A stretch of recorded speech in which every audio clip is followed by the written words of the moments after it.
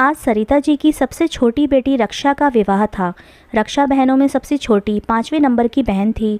उसके 2 बड़े भाई थे, वो दोनों भी विवाहित थे। रक्षा का विवाह सुखपूर्वक संपन्न हुआ। रक्षा के पिता का कुछ समय पहले ही देहांत हुआ था और उसकी मां सरिता अक्सर बीमार रहती थी।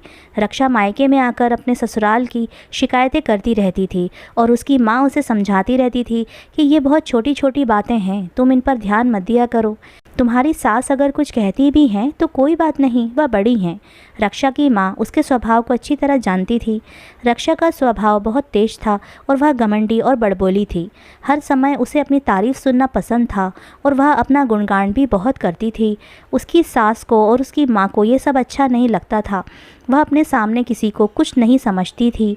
एक बार वह अपने बच्चों के साथ मायके में आई हुई थी, तभी अचानक ससुराल से फ़ोन आया कि उसका पति अचानक बीमार हो गया है, तो उसे वापस जाना पड़ा। वहाँ घर पहुँची तो उसे पता लगा कि उसके पति का हार्ट फेल हो गया है और वह अस्पताल ले जाने से पहले ही गुजर चुका है। उसका रो रो कर बुरा हाल हो गया।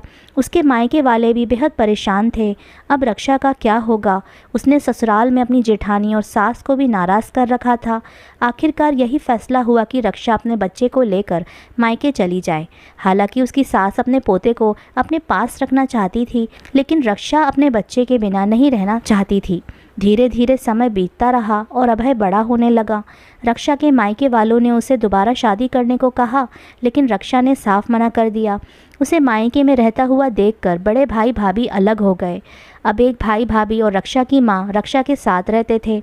अब भी रक्षा का घमंड और बड़बोलापन नहीं गया था। वह अक्सर अपनी भाभी रितिका को किसी न किसी बात पर ताने मारती रहती थी। कभी कहती थी कि आपने सब्ज़ी बिल्कुल बेकार बनाई है, मैं तो इतना अच्छा खाना बनाती हूँ कि मानो 5 स्टार होटल का खाना हो। आपको आता ही क्या है? आपने BA पास की है, तब भी आपको इंग्लिश बोलनी नहीं आती है। मैं 11वीं पास हूँ, तब भी अगर मैं कोशिश करूँ तो इंग्लिश सीख सकती हूँ। मैं सिलाई भी बहुत बढ़िया करती हूँ। मेरी सास मेरे खाना बनाने के तरीके से बहुत खुश थी। इस तरह रक्षा हर बात में अपनी भाभी की कमियां निकालती रहती थी।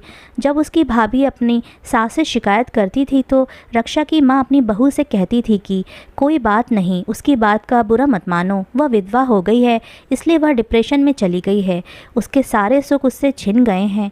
बेचारी भाभी चुप होकर रह जाती थी।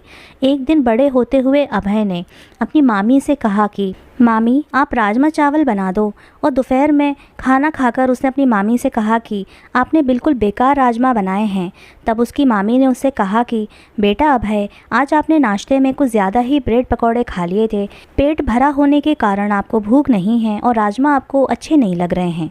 तभी बीच में रक्षा बोल पड़ी, अभय सही तो कह रहा है भाभी, बिल्कुल बेकार सब्जी बनाई है आपने।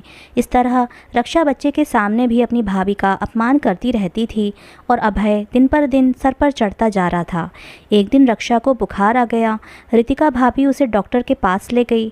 डॉक्टर से हफ्ता भर की दवाई लेने के बाद भी उसका बुखार नहीं उतर रहा था और उसे बहुत ज़्यादा कमज़ोरी महसूस हो रही थी।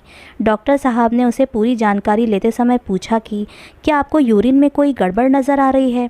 तब रक्षा ने बताया कि हाँ, मुझे यूरिन में झाग दिखाई दे रहा है। तब डॉक्टर साहब ने किडनी टेस्ट करवाने को कहा। रिपोर्ट में पता लगा कि रक्षा की एक किडनी खराब हो चुकी थी और दूसरी खराब होनी शुरू हो गई थी। रक्षा के भाई भाभी ने तुरंत फैसला लिया और रक्षा का ऑपरेशन करवा दिया। समय रहते उसका इलाज हो गया और उसकी जान बच गई।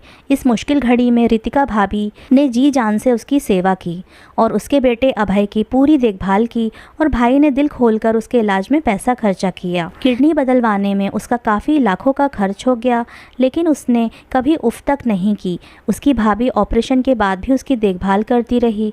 बड़ी भाभी तो पल्ला झाड़कर पीछे हट गई थीं। अब रक्षा को अपने व्यवहार पर शर्मिंदगी हो रही थी।